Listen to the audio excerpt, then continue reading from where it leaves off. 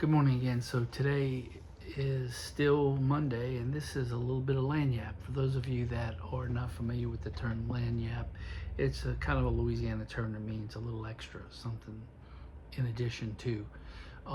This is a second video, and the reason I'm doing a second one is I did the video on the readings earlier, but what I wanted to talk about was this massive story going on here in Baton Rouge about the firing of Brian Kelly, the LSU football coach. And to lay the foundation, I'm stepping into waters that are somewhat sports and somewhat spiritual. I'm going to try to make a link here. So most of you know that my son is a sports guy with 104.5 ESPN here in Baton Rouge, and he does a lot of videos, and he had a lot to say after the firing last night and this morning, and he's posting all the updates as quickly as they come, because LSU is now fired the offensive coordinator, and there's just all kind of stuff going on. But what I wanted to do is I wanted to just say, first of all, my other son went to Notre Dame, graduated twice with a bachelor's and a master's, and works at Notre Dame now. And so we're close to Notre Dame, and we're close to LSU. Two kids graduated from LSU, one from Notre Dame. So I kind of keep up with the lay of the land up there. And so when Kelly came, it was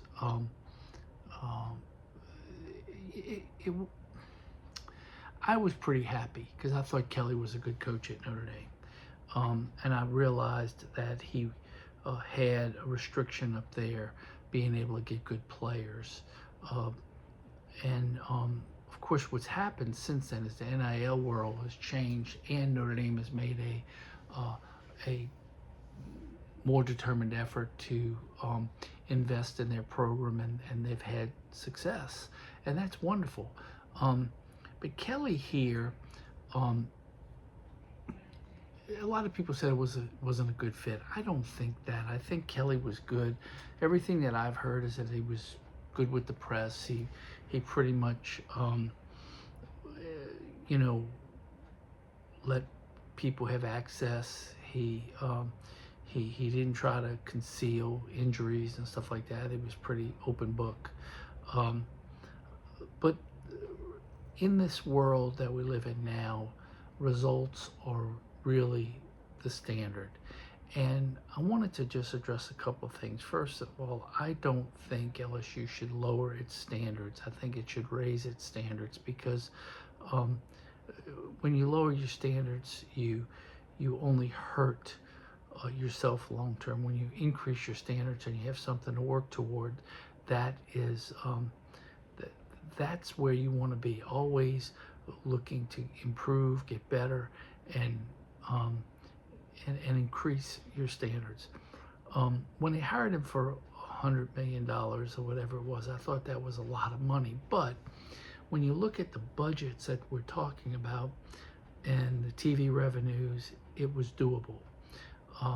To fire him and absorb the buyout is a whole different situation, and one in which we got to ask ourselves at some point where our priorities are.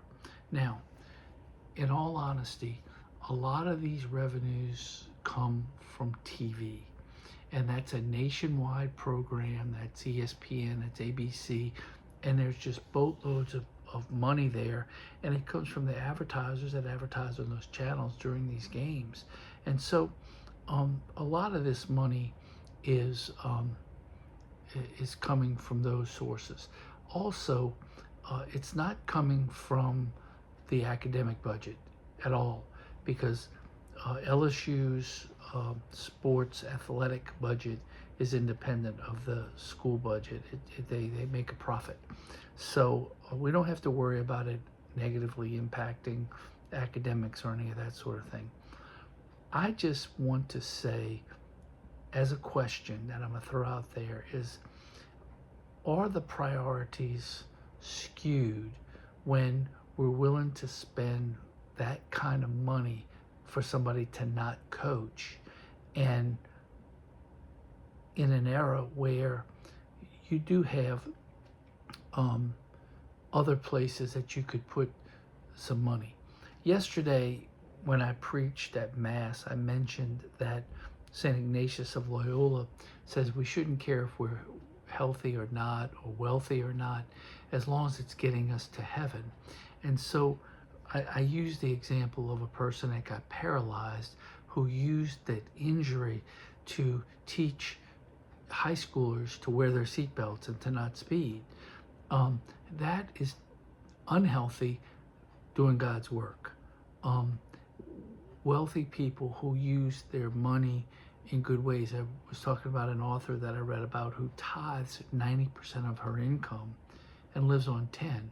That's wealthy doing good stuff. You can be a poor person and doing God work. You can be a healthy person and doing God's work. So the people that are putting these monies up, the question is, are they really getting closer to their own salvation or not through the way they spend their money? That's the question that I wanted to ask on this video. So this isn't really a sports question. I'm not going to say whether Kelly was a good coach or a bad coach, or should have been fired or not been fired. That's not the point. My point is when you spend the money, is it getting you closer to heaven? Is it being used to create a pathway for you to reach eternity with God?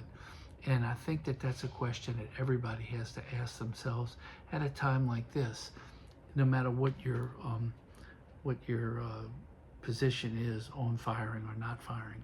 So that's just some random thoughts, little lanyap for today. I hope you enjoyed it, and I'll be posting this on both Facebook, Deacon Jodi Facebook, and my Deacon Jodi YouTube channel. So if you would subscribe to the YouTube channel, follow me on the Facebook page, and if you share good videos like this, it helps me out with the algorithms.